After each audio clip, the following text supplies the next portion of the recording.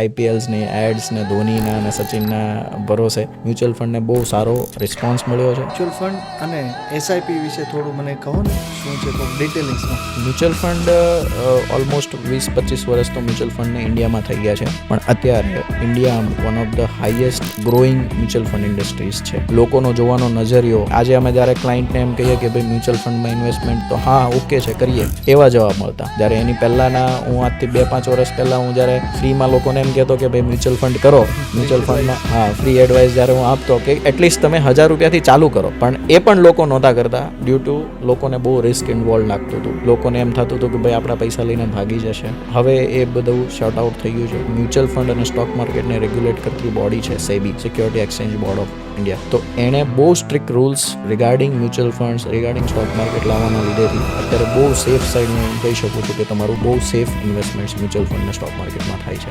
આવી જ ઇન્ફોર્મેટિવ રીલ્સને જોવા માટે તમે અત્યારે જ આ પેજને ફોલો કરો.